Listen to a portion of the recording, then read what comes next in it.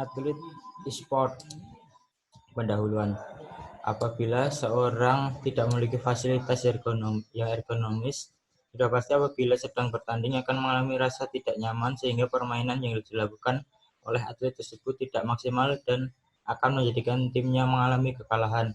Maka perlu dilakukan suatu perancangan peralatan pengembangan terhadap peralatan kerja yang ditinjau dari aspek ergonomi yang memungkinkan atlet dapat bermain dengan aman, nyaman, sehingga produktivitasnya dapat terpenuhi secara efektif dan efisien serta kemenangan dapat dicapai. Permasalahannya, satu, apakah kondisi kerja seorang atlet e-sport perlu diperbaiki? Yang kedua, kurangnya fasilitas yang ergonomis bagi atlet. Tiga, apakah suatu waktu istirahat seorang atlet sudah optimal? Tujuan, yang pertama, mengukur kerja mental dengan metode NASA TLX. Melakukan uji perhitungan F. Yang ketiga, menerapkan teknik pengukuran kerja secara langsung. Yang keempat, melakukan pengamatan atas pekerjaan. Yang kelima, meningkatkan efisiensi, efektivitas, dan produktivitas kerja. Yang keenam, memberikan rekomendasi dan analisis kepada atlet. Metode penyelesaian masalah. Metode yang digunakan ada dua, yaitu work sampling dan pengukuran beban kerja mental. Yang pertama, work sampling. Sampling kerja atau sering disebut sebagai work sampling adalah salah satu teknik untuk mengadakan sejumlah besar pengamatan terhadap aktivitas kerja dari mesin, proses, pekerja, atau operator. Yang kedua, pengukuran beban kerja mental. Beban kerja merupakan usaha yang harus dikeluarkan seseorang untuk dapat memenuhi permintaan atau pekerjaan tertentu.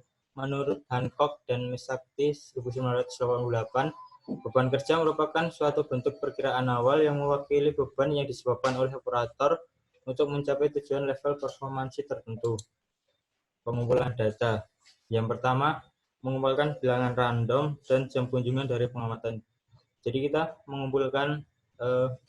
melakukan pengamatan kepada atlet tersebut sesuai jam yang sudah ditentukan seperti ini. Selanjutnya, elemen kegiatan dan jumlah pengamatan dari hari pengamatan. Elemennya briefing, pemanasan, latihan bermain, istirahat, makan siang, dan waktu bebas.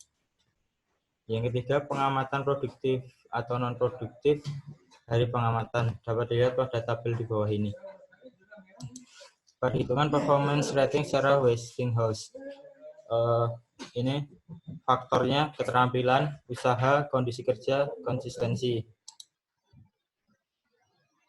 Selanjutnya saya akan menjelaskan perhitungan performance rating dengan cara objektif. Diketahui data sebagai berikut yang tertera di layar. Kemudian perhitungan allowance juga seperti yang tertera pada layar dengan kelonggarannya yaitu 27,5%. Kemudian kita sudah mengumpulkan data dari atlet e-sports pada suhu ruangan 25 derajat, bagaimana indikator-indikator yang tertera di sini. Kemudian pada suhu 27 derajat dan terakhir suhu 32 derajat Celcius. Jadi rekapitulasinya dapat dijabarkan secara singkat seperti ini. Kemudian pemberian ratingnya seperti yang tertera juga. Kemudian masuk ke pengolahan data. Perhitungan persentase produktifnya yaitu adalah P dibagi K. P-nya yaitu adalah jumlah produktif, K itu adalah total kegiatan. Jadi 16 bagi 30 adalah 0,533. Kemudian perhitungan persentase kegiatan produktif rata-rata. Dalam penelitian kali ini, kami hanya menggunakan data dalam satu hari saja pengamatannya, sehingga diperoleh hasil yang sama. Kemudian uji kecukupan data, yaitu N-aksen. Diperoleh hasilnya adalah 1401,87. Karena N-aksen lebih besar daripada N, maka dapat disimpulkan bahwa data yang kami kumpulkan tidak mencukupi. Kemudian ada uji keseragaman data, yaitu BKA atau BKB. Hasilnya yaitu 0,182. Perhitungan jumlah pengamatan total yaitu jumlah pengamatan N, yaitu 30. Di mana 30 itu dibagi menjadi 16 produktif dan 14 tidak produktif. Perhitungan kegiatan produktifnya yaitu 0,533 dibagi 100 yang sudah ketetapan dan dikalikan jumlah kegiatan yaitu 30. Maka hasilnya itu 0,1599. perhitungan jumlah waktu pengamatan yaitu 1 hari selama 8 jam yaitu 480 menit. Perhitungan jumlah outputnya yaitu sebesar 5, karena dalam penjelasan ini dilakukan sebanyak 5 kali latihan bermain oleh para atlet e-sport.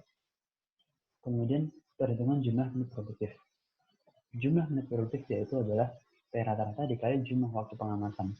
Rata-ratanya yaitu 0,533 dikalikan 480 menit, sehingga diperoleh jumlah menit produktifnya yaitu 255,84 menit. Kemudian ada waktu siklus, yaitu jumlah menit produktif dibagi jumlah output, dihasilkan 51,198 menit. Kemudian dilanjutkan ada waktu siklus. Waktu siklus yaitu adalah jumlah menit produktif dibagi jumlah output, sehingga dihasilkan yaitu 51,168 menit. Kemudian ada waktu normal, yaitu waktu siklus dikalikan RF, sehingga diperoleh hasil yaitu 64,676 menit.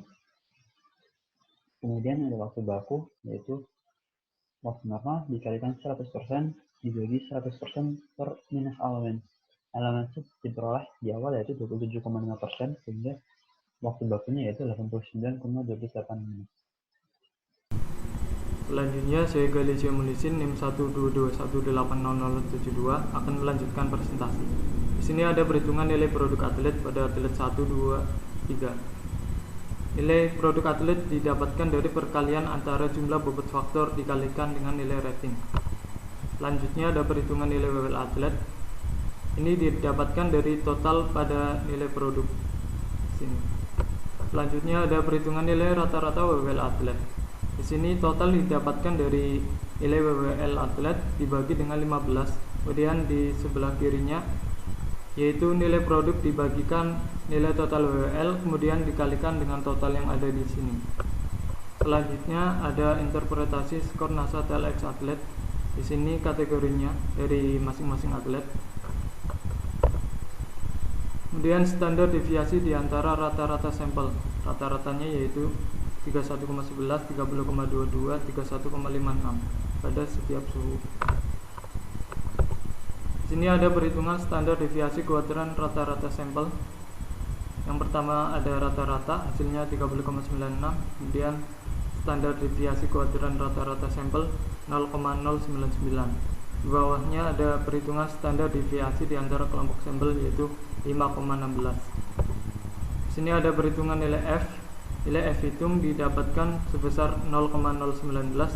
Sedangkan nilai F tabel didapatkan sebesar 9,28. Ini hasil uji hipotesis bahwa F hitung kurang dari F tabel, maka H0 diterima, kemudian H1 ditolak. Keterangannya yaitu suhu ruangan tidak berpengaruh terhadap proses kerja atlet. Analisis hasil, pada nilai N aksen lebih besar daripada N, yang berarti bahwa data tidak mencukupi. Kami mengamati beberapa orang atlet yang memiliki jadwal yang sama, di mana jumlah kegiatan produktifnya 16, sedangkan yang non-produktif 14. Selama 1 hari pengamatan, didapatkan jumlah latihan bermain atlet yaitu 5 kali dengan waktu baku sebesar 89,208 menit. Pada perhitungan yang menunjukkan pada suhu 25 derajat Celcius, terjadi produktivitas yang baik dan dalam waktu yang singkat. Selanjutnya kesimpulan, atlet dapat mengaplikasikan metode-metode menghitung ergonomi suatu pekerjaan di lapangan secara langsung tanpa mengalami suatu kendala. Kemudian kondisi atlet ketika mengikuti sebuah permainan harus berada pada kondisi lingkungan yang memadai. Saran kami, untuk masalah penjadwalan kegiatan atlet tidak perlu diubah. Hanya saja kondisi lingkungan atlet ketika sedang latihan harus lebih diperhatikan, akan lebih baik pada suhu kurang lebih 25 derajat Celcius. Sekian, terima kasih. Wassalamualaikum warahmatullahi wabarakatuh.